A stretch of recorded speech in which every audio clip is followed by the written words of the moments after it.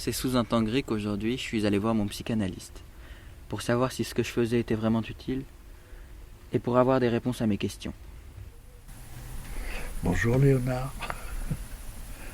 Et des réponses j'en ai eu. Par exemple, une de mes angoisses était: à quoi est-ce que je m'expose en cherchant mon père? Il y a beaucoup d'enfants, quand ils grandissent, qui vont découvrir que ah bon, mais mon père il faisait ça, mais mon père en fait avec ma mère c'était pas ce que je croyais, etc. C'est déjà une très très grosse désillusion. Et il ne s'agit pas de pardonner bêtement, etc. Il s'agit de comprendre qu'un être humain n'est pas entièrement bon et il n'est pas entièrement mauvais. Enfin, encore que évidemment il y a toute une échelle là-dedans.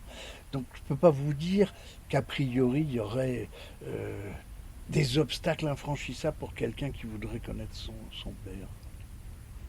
J'en suis donc arrivé à remettre en question cette envie de trouver mon père. Mais il a su me convaincre. Pour un petit enfant qui a 3 ans, qui a 2 ans, qui a 4 ans, 5 ans, ses parents, ce sont des dieux.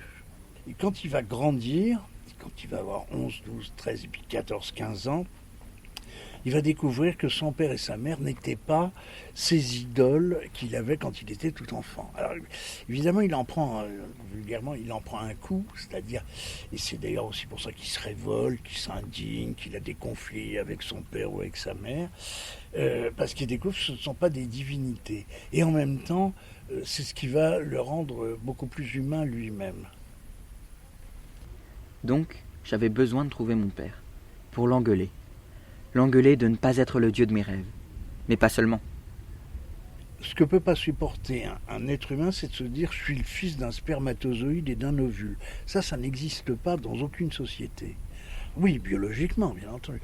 Mais un humain, il a besoin de se dire qu'il a été désiré par un homme et par une femme. Toujours. Il a peut-être 2 parents homosexuels, ça c'est pas. Il peut très bien l'accepter.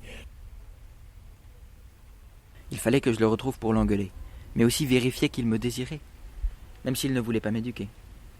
Mais s'il me voulait, sans vraiment me vouloir. C'est quoi pour moi? Je dois l'appeler comment? Comme disait saint Augustin, pater Saint-Père incertus est. Le père est toujours incertain. Il n'y a que la mère qui sait qui est le père. Et encore, elle ne le sait pas forcément d'ailleurs. Le géniteur, c'est celui qui a eu un rapport sexuel avec une femme. Le père, c'est celui qui reconnaît l'enfant. Il n'est pas forcément le géniteur, oui, bien sûr. Mais en tout cas, à partir du moment où c'est celui qui reconnaît l'enfant, c'est le père.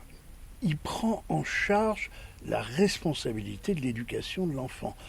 Et c'est pour ça qu'un père adoptif, c'est quand même un père au plein sens du terme. L'enfant sait bien que c'est pas son géniteur si on lui dit, mais c'est son père.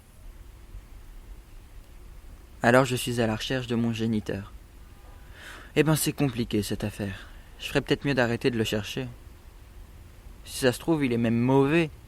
Alors, c'est quoi le mieux? Je crois que c'est pire de ne pas connaître son père, plutôt que de quelqu'un de mauvais. L'ignorance, c'est pire que tout parce que ça donne, ça donne libre cours à toutes les imaginations. Et donc les pires. Le seul fait de les voir, ces gens, ça les apaise, ça apaise quelque chose dans leur vie. C'est très perturbant pour un humain de se dire qu'il est un martien. Ah bah non, je suis pas un martien moi. Faut que je le retrouve.